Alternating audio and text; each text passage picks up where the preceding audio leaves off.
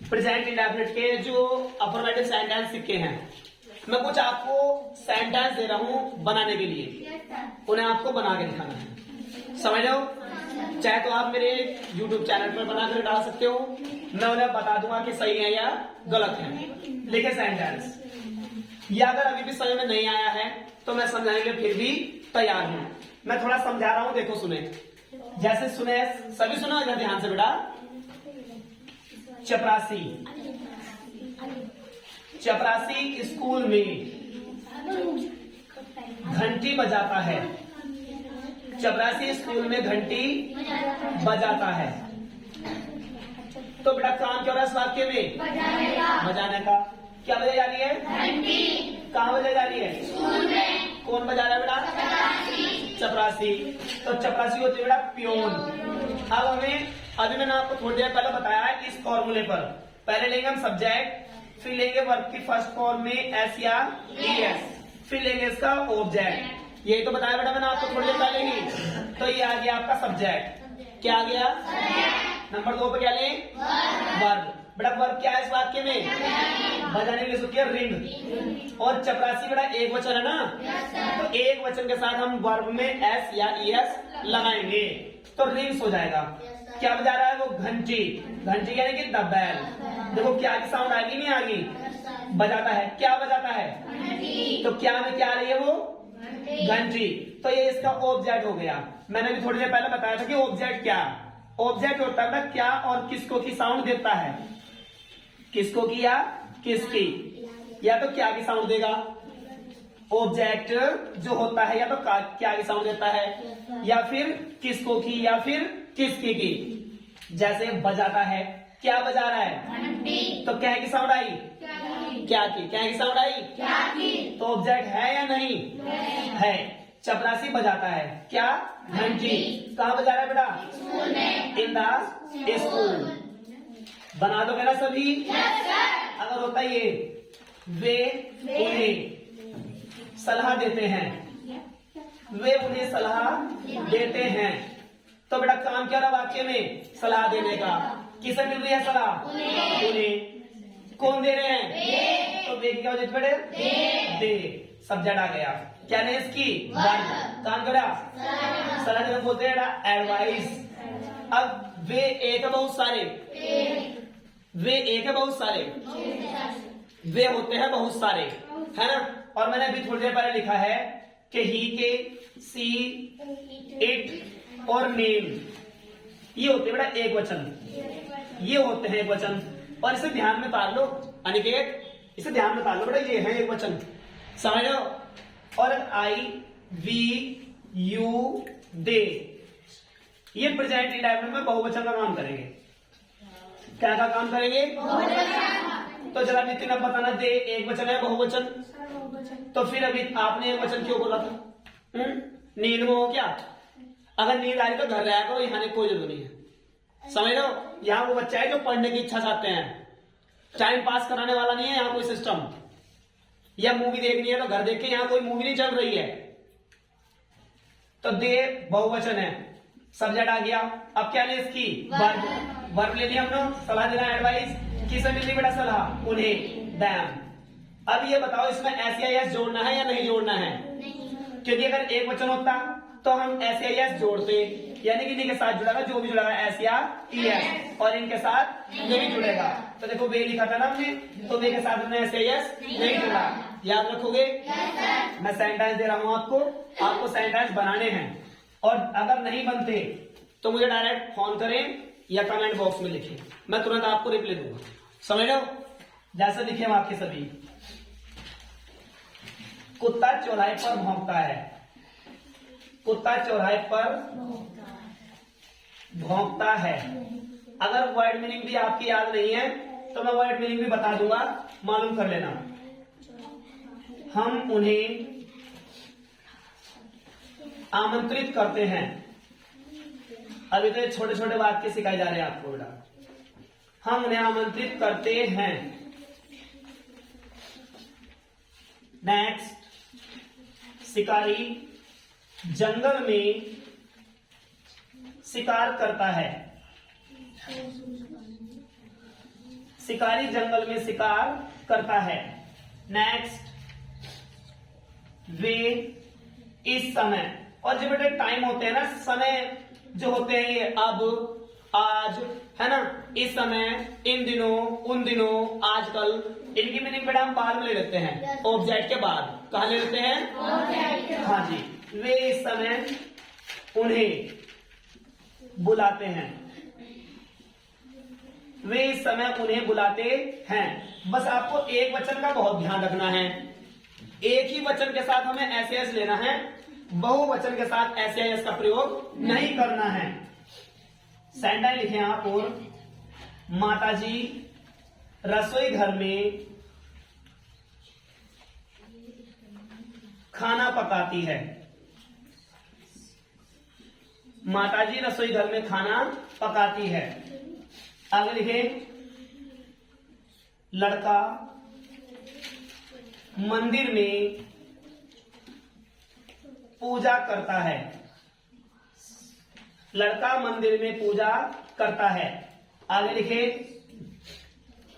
हम आपको याद करते हैं।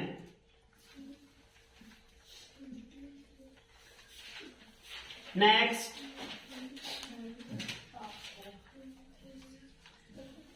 लिखो, लकड़हारा जंगल में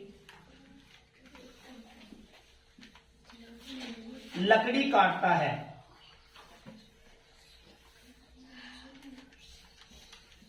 लकड़हारा जंगल में लकड़ी काटता है। कितने हुए बेटा? 1 2 3 4 5 6 7 8। और लिखें, आप कक्षा में गाली देते हो।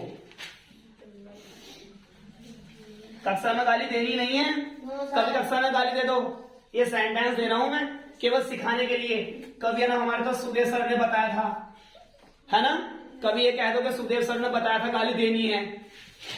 आगे लिखे, हम छत पर पतंग उड़ाते हैं।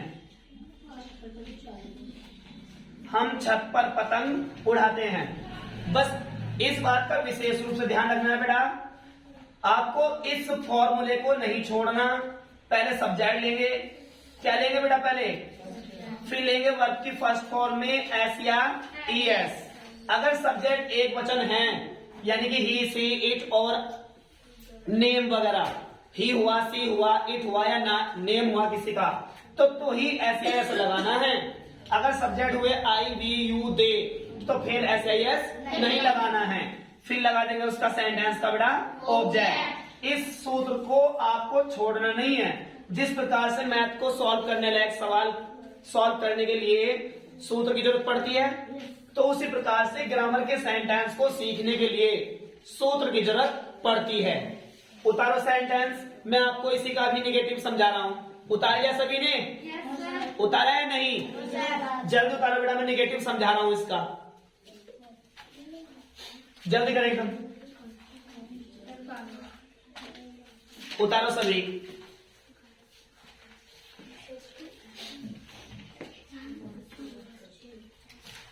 अगर बेटा किसी वजह से आपकी समझ में नहीं आता है तो आप मुझे तुरंत मालूम कर सकते हो। और अगर वीडियो समझ में आए और पढ़ाई भी समझ में आ रही है, सेंटेंस समझ में आ रहे हैं, तो चैनल को सब्सक्राइब करना ना भूलें और बेल आइकन का घंटा भी दबा दें। समझ रहे हो? उतार लिया सभी ने बेटा? गुड, जल्दी उतारो। क्या रखा है सेंटेंस में? कुछ नहीं है, एकदम समझ में आ जाते हैं। कक्षा 2-3 के बच्चे सेंटेंस बना रहे हैं और आप कक्षा 6, 7, 8 में आके भी सेंटेंस नहीं बना पा रहे। उतार लिया? उतार लिया ना सभी ने? कोई बात नहीं, आगे देखें।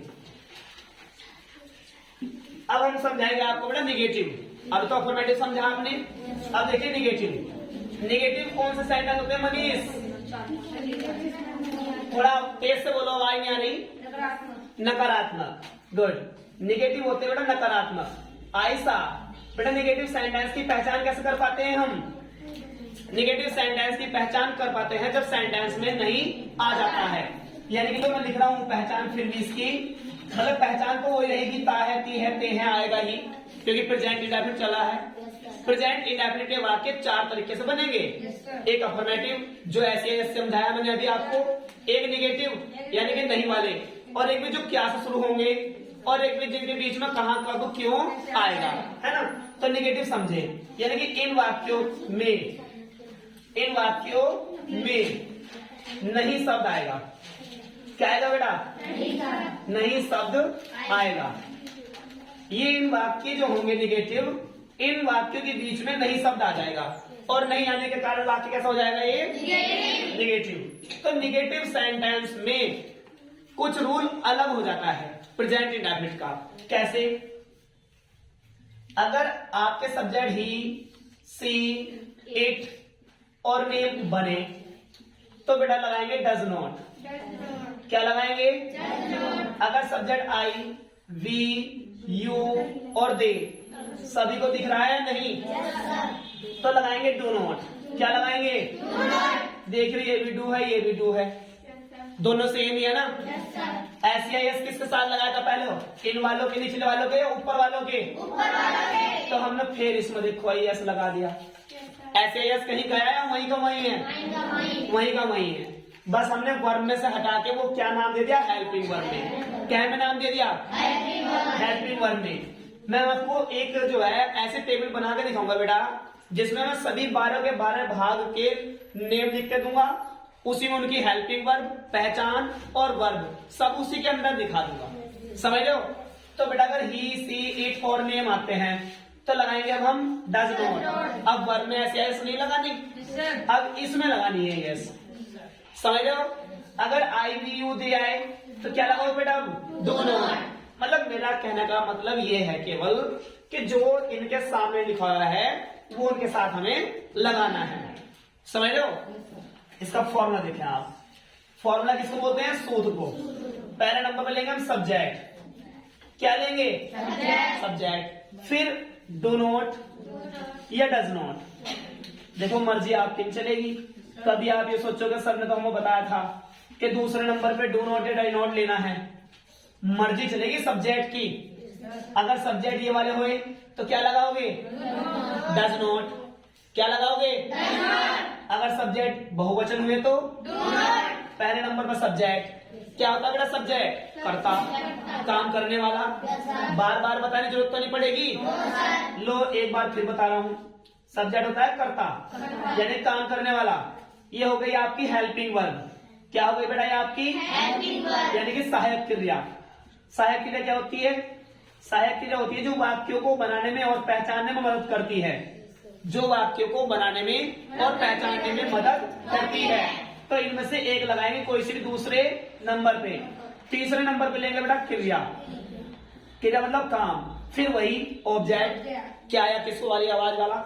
जैसे एग्जांपल है वह इन दिनों, वह इन दिनों मेरे पास नहीं आता है। वह इन दिनों मेरे पास नहीं आता है। अगर बेटा समझ में नहीं आ रहा है तो मुझे बता देना, और अगर समझ में आ रहा है तो भी बता देना। समझ रहे हो? काम क्या हो रहा है बेटा? आने का। और देखो ता है आगे भी अंत में, तो आता है, ता है आगे नहीं आ गया। काम क्या हो रहा है? आने का। कहाँ आ रहा है बेटा वो?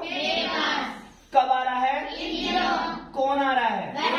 अरे खल को नहीं, ये लिखा ना इन वाक्यों में नहीं शब्द आएगा, तो आगे नहीं आगे नहीं। इस नहीं आने के कारण कैसा सेंटेंस हो गया बेटा? ये नेगेटिव। क्या बात, बहुत अच्छा समझ रहे हो। आ रहा है ना समझ में? तो वह के लिए लगाएंगे ही, क्योंकि यही इसका काम करने वाला है। अब ही लिखा है ना यहाँ पर, यहाँ पर देखो ही लिखा है, तो ही के साथ क्या लेंगे बेटा? चलो कहाँ तक आ गए? 2 नंबर तक आ गए। क्या ले इसकी? वर्ब। तीसरा नंबर क्या लेंगे इसकी? वर्ब। काम क्यों रहा? आने के लिए होती है कम। अब हमें कोई SIS नहीं लगाना, क्योंकि देखो हमारा SIS यहाँ रखा है। समझ लो, तो लग गया डज नॉट कम। वह नहीं आता है, कहा नहीं आ रहा बेटा? जब कोई व्यक्ति किसी के पास आता है ना या किसी के पास जाता है तो वहां टू का प्रयोग करते हैं। क्या का प्रयोग करते हैं? टू का। और मेरे की मी, वह मेरे पास नहीं आता। कब नहीं आता बेटा? इन दिनों को बोलते हैं इन दीज और डेज। In these days. कितने बच्चों से आया कैसे बनेंगे सेंटेंस?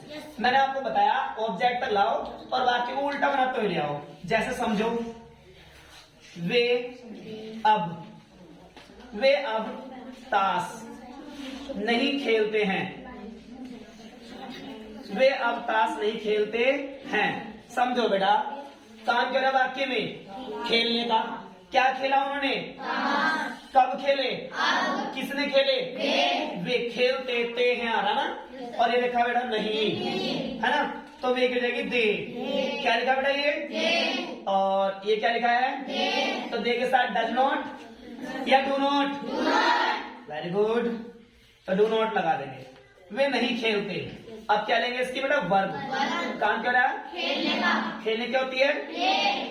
क्या नहीं खेल रहे बेटा? Way the card, CARD। और कब नहीं खेल रहे बेटा? अब, नाउ। बना लेंगे सभी बच्चे? बहुत अच्छा समझ में आ रहा है।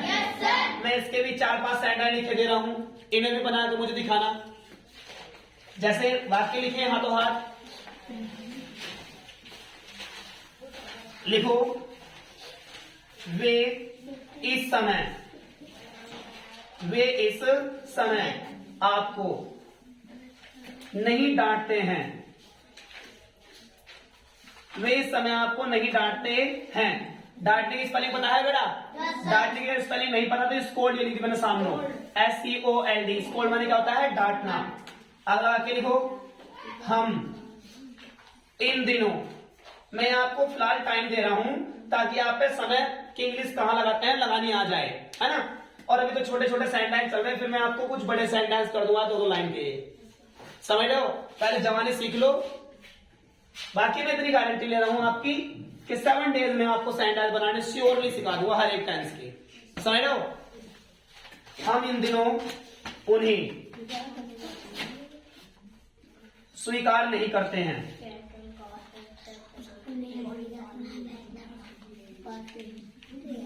हम इन दिनों उन्हें स्वीकार नहीं करते हैं। देखो राइटिंग तो बेटा ऐसी ही है, थोड़ा जल्दी में, है ना।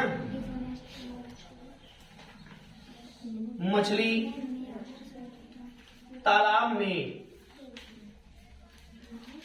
नहीं तैरती है।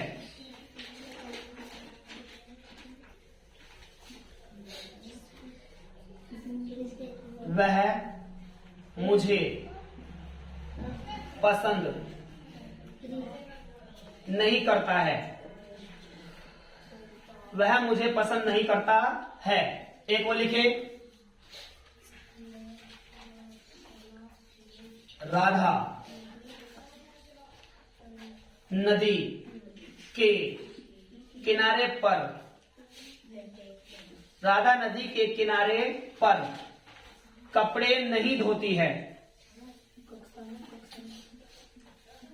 राधा नदी के किनारे पर कपड़े नहीं धोती है। सेंटेंस बना करके मुझे बता देना पड़ेगा, ओके।